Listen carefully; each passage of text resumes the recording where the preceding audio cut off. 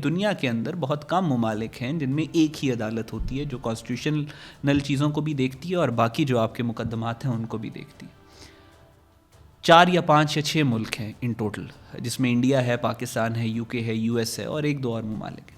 زیادہ تر پوری دنیا کے اندر جو اسٹینڈرڈ پریکٹس ہوتی ہے وہ یہ ہوتی ہے کہ آپ کی کانسٹیٹیوشنل کورٹس علیحدہ ہوتی ہیں اور آپ کے باقی مقدمات کے لیے جو عدالتیں ہیں وہ علیحدہ ہوتی ہیں.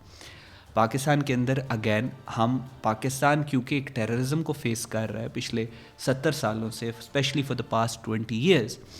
آپ نے دیکھا جب ٹی ٹی پی بھی فارم ہوئی، جب یہ دہشت گرد تنظیم مارز وجود میں آئی، تو یہ ٹارگٹ کیا کرتے تھے؟ آپ کو یاد ہوگا 2005 6 7 8 10 آنورڈس یہ ٹارگٹ عدالتوں کو کرتے تھے. عدالتوں کو ٹارگٹ کیوں کیا جاتا ہے؟ کیونکہ ٹیررزم کو ختم کرنے میں عدالتیں بہت کلیدی کردار ادا کرتی ہیں. پاکستان اب بہت تیزی سے ٹرانسفارم کر رہا ہے، پاکستان چینج ہو رہا ہے، اور ہمیں جو تھریٹس فیس کرنے پڑ رہے ہیں from east and from west وہ بہت سیریس ہیں. اس modern 5th and 6th generation asymmetric hybrid war کے اندر عدالتوں کا بہت امپورٹنٹ رول ہے.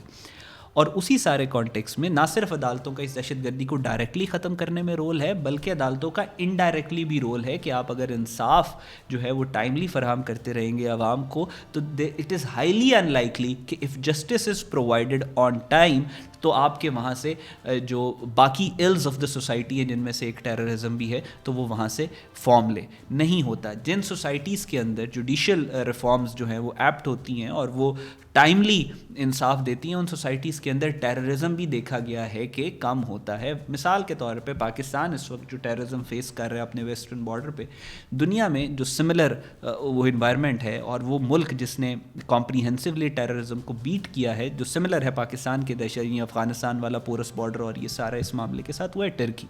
ٹرکی کا سیریا کے ساتھ سیم ایکویژن ہے جو ہماری افغانستان کے ساتھ ہے. ٹرکی کی PKK کے ساتھ سیم ایکویژن ہے جو ہماری TTP اور BLA کے ساتھ ہے. ٹرکی کے اندر کون سا جوڈیشل ماڈل ہے؟ ایسا ہی ہے کہ کانسٹیٹیوشنل کورٹس اور ہیں اور باقی کورٹس اور. ایک تو آپ کو اسپیس مل جاتی ہے کہ آپ کانسٹیٹیوشنل جو چیزیں ہیں پاکستان کے اندر، جو کانسٹیٹیوشنل ہماری ریفارمز ہوتی ہیں، کانسٹیٹیوشنل جو معاملات ہوتے ہیں عدالتوں کے اندر وہ 10% ہوتے ہیں، لیکن وہ اتنے کمپلیکیٹڈ ہوتے ہیں کہ عدالت کا 50 to 60% ٹائم وہ کنزیوم کر جاتے ہیں.